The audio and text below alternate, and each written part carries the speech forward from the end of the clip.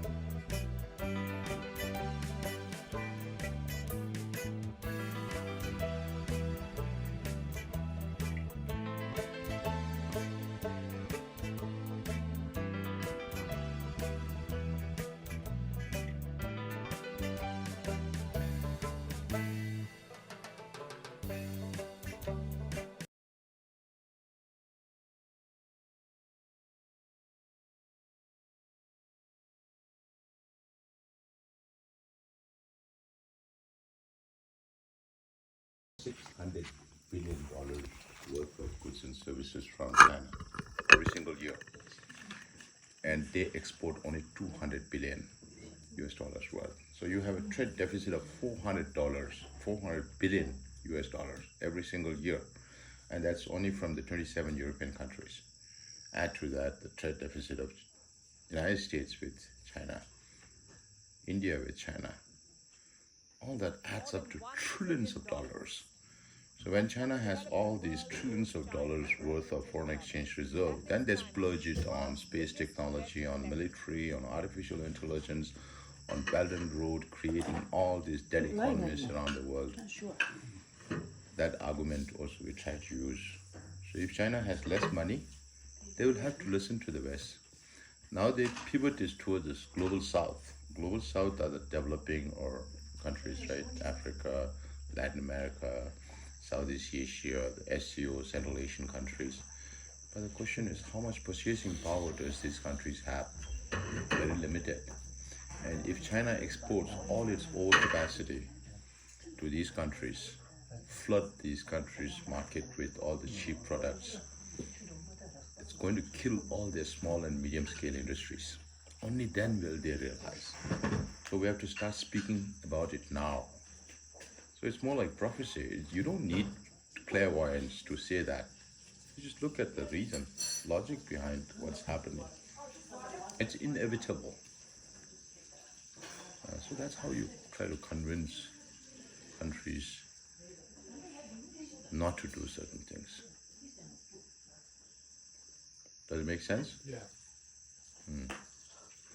And all these global South countries have no idea about China's motivation around the world. Now China is not only talking about control within China and its hegemonistic ambitions in the region, in South China Sea. They are talking about global security initiative, global civilizational initiative, global economic initiative, whereby China defines human rights from the perspective of how they see human rights. For China, human rights is meeting basic needs of people. Human rights is not just about food, right? So China has a lot of ambitions, but their ambitions fructify only because of the economy.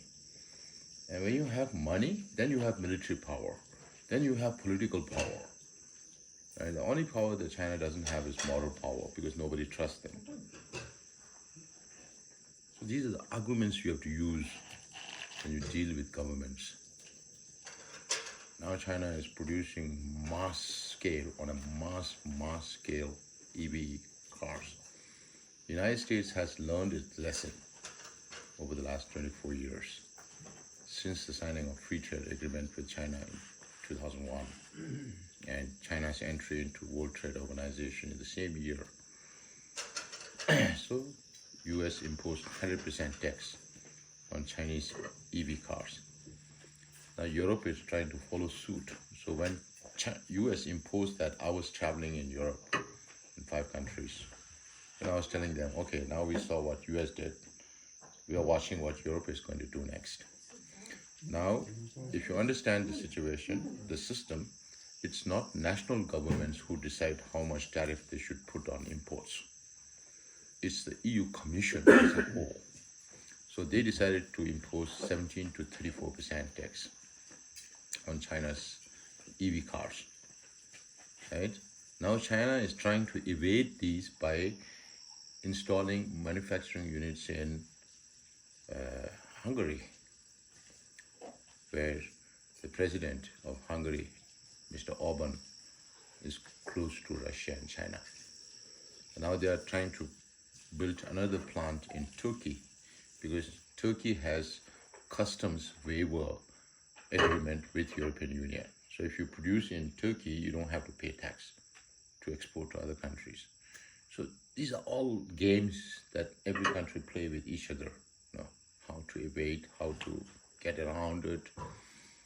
So if you understand all that, then again you can make your arguments on the economic front. Well, there's so many different perspectives to look at one particular issue also. That's why it's important, because I read the front page first, then I go to the international news, then I read the market as to which company is investing in where, all that. This is how much talk over. So it's not just don't look at only from political angle. Everything is interlinked, or what we call as interdependent nature of our existence.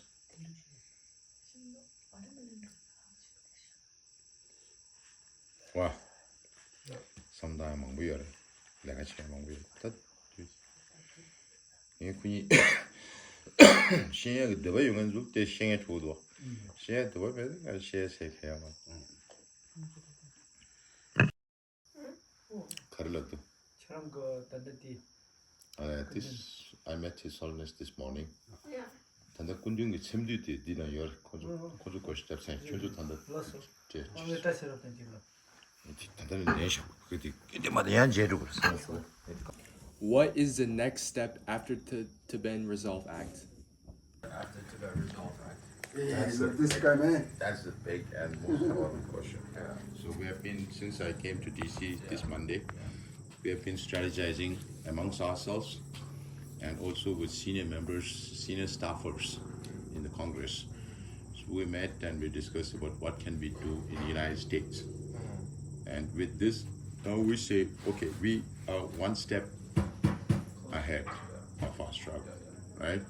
Now we got a new instrument in the form of Resolve Tibet Act. Now how do we, now this Resolve Tibet Act also says that the United States should work with like-minded countries, right? Now we have somebody to share our shoulder with the responsibility. So now we have to ask US government, okay, who are the countries that are close to you and the countries that are close to us also, so that we both can ask those countries to adopt similar positions, not necessarily the similar law, because US has a different political system, presidential. Your next country is Canada. It has a parliamentary system, or we call this the Westminster democracy, following UK, right? So under different, so when you lobby, when you work for the cause, you have to understand different political systems, how it works. The same advocacy tactic that we adopt in the United States will not apply to Canada. And we have to reach out more to the ruling parties. So all these things are there. And so next step, we are still talking. This is just the beginning. For people, it's a means to celebrate, because this is happening for the first time that a government passes a resolution and the people feel that we have support. It brings some more vibrancy in the movement. People feel encouraged to do something, that if you do something, you can achieve something, right? But that alone is not enough. For us, workers on the field, now it's more work. Now it's more work. Now we have to reach out to different countries. I've asked all our offices of Tibet. We have 12 offices, one in Tokyo, Taipei, Canberra, Delhi, Kathmandu, Moscow, Joburg, London, Brussels, Geneva, Sao Paulo, and DC. We have 12 of it, one small office in Paris. Now, these are the offices through which we reach out to the international community. And we have very limited resources, 3, 4, 5. Here we have 6 people, not more than that, right? And you have to reach out to White House, you have to reach out to State Department, you have to reach out to Congress. It's a hell of a task, right? So we have asked them to send copies of this Resolve Tibet Act to all the foreign offices under their jurisdiction. Reach out to think tanks. Ask your friends in the media to write about it so that it does not become just 2-3 days news. That we have to keep perpetuating this achievement. So there's now a whole lot of things. Because the question immediately after Joe Biden signed that, or even before that, we were talking about what next. What do we do next now? A whole lot of work. What countries are you hoping that will side with us and America? It's obvious that we can reach out only to democratic countries. The authoritarian, they have the same system like China, same thinking like China. So we cannot reach out to them to say anything against China. So now there is a lot of dynamism, a lot of fluidity in international politics. So the whole global order is being redefined. So China is looking at getting all the authoritarian regimes on their side. So they are supporting Russia, North Korea, Iran, Venezuela, Cuba, all these countries, who have similar systems. So they are trying to regroup into one bloc, create a new global order. The democratic countries, of course, they value the freedom in democracy. So we can reach out only to the free world. We can reach out only to the democratic world. Because they are the only one who will listen to us. And the good thing is the democratic world are developed countries. They have a lot of purchasing power economically. So when we reach out, we just don't talk only about Tibet. We talk about Tibet, we talk about China, we talk about global politics, we talk about geopolitics, we talk about geostrategy, energy, commerce, economy, a whole lot of things. So every single day I have to keep myself informed. When I reach out to a foreign office, I have to understand our relation to the national interests of that country. So another reality is saying is when you reach out to the international community, including the United States, you don't expect the United States to leave aside their national interests and take Tibet's national interests first. So the strategy is how do we align our interests together by explaining to them that if you support Tibet, it helps your national interests. So that's how we have to reach out. That's why you have to understand every single country's interests also. And that is where then you can hit the bullseye. Otherwise, you reach out, people might listen, they might have a little sympathy for you. And then we tell the Europeans, please don't look at us only from the perspective of a victim of communism, that somebody to pity with, give little money and they'll be happy. That's not enough for us. Right? So now we tell them that look at us as partners.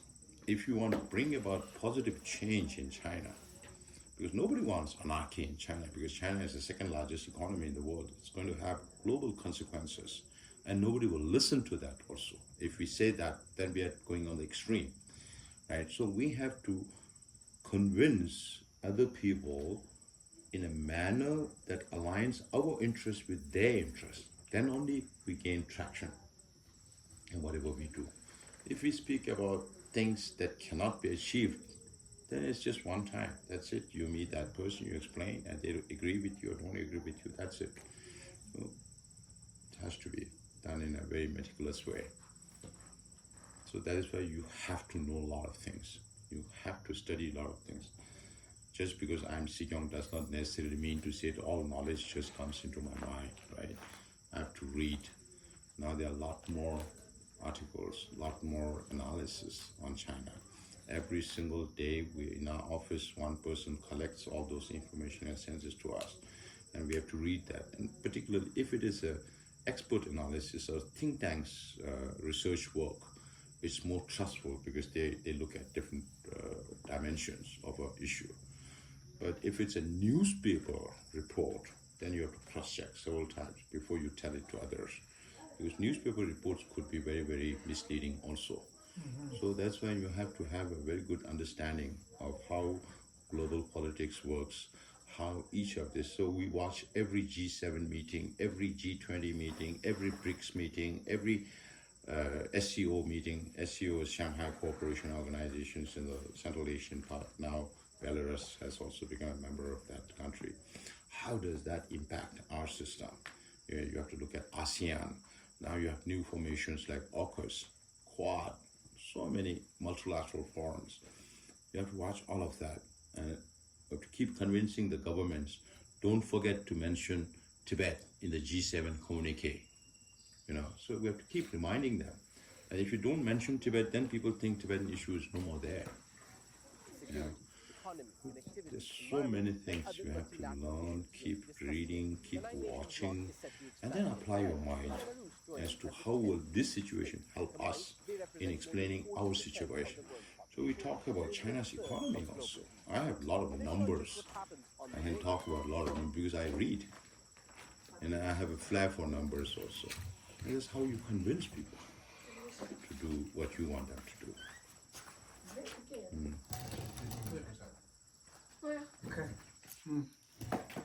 Happy?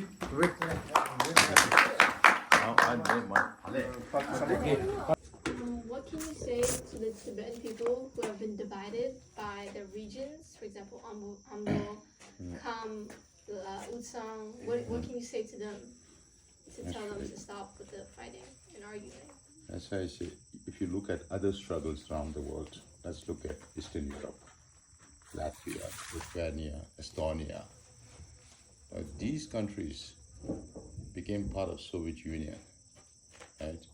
And then they started struggling for independence. They were all very united. They got divided only after they got independence, because then there is power struggle. Now, in the Tibetan case, we are fighting even before we reach there, and that's the wrong approach. So you tell people it doesn't help. First, let's reach there. So that is why we changed our strategy to focus on the historical status of Tibet, because the people who seek independence, they always feel that because the official policy is middle way, right? They feel that they don't get enough opportunities. Now, what I'm telling them is that for us to follow middle way, when you say middle, there are polarities. If there are no polarities, there's no middle, right? And to get value for the middle way, traction or for the middle way, you have to seek recognition for the polarities. So one polarity is the present situation of Tibet occupied by communist China under a very repressive rule. The other polarity is the historical status of Tibet as an independent state. So this part we always talk, there is no political freedom, there is no linguistic, religious, way of life, all that. But we have not focused enough on the historical status. That is why it strikes the Chinese, because Chinese are very concerned about sovereignty, no separation and all that, So we have to strike where it hurts. When you box also, you have to strike where it hurts, right? Same thing in politics. So we started, one reason is to send a clear message to China that you cannot distort Chinese Tibetan history, because history is in the past. You cannot change history just because of your whims and fancies. And the second message is to the international community, that they cannot just parrot what the Chinese government wants them to say, that Tibet is part of PRC, which is historically wrong. So we tell them, if you do that, then you become accomplice in Chinese maneuvers. And the third thing is for the Tibetan population. If your father does not study Tibetan history, what will he pass on to you? Earlier, we live in communities, right? Compact communities. Here, we are all dispersed. Your father lives here. Many people live. They live in Boston. People live in New York. Even in New York, they live in different parts of the city. So we are not as compact as we were in India and Nepal. Right? So we face these new challenges. So even though we are physically becoming distant, we have to be mentally close. And that's what we try to do. I promise my people that I will visit every community 2 times in 5 years. So this time I visited Wisconsin, Minnesota. Minnesota is my 3rd time. Chicago. These 2 places my 2nd visit. Right? So if Tibetans don't study history, who else will? Then we lose our history. If your generation does not know anything about Tibetan history, what will you fight for? What will you argue about? What you try to defend? There's no basis for defending if you don't know your past. Right? And the 4th reason is that you have independence, middle way. So even people who are seeking independence, they have to prove this historical status of Tibet as an independent state. Otherwise, how will you seek independence in future? And it doesn't help that I try to convince you about independence or you try to convince me about middle way. This is amongst ourselves. It's not going to have any impact. What we have to try to convince is to the Chinese government.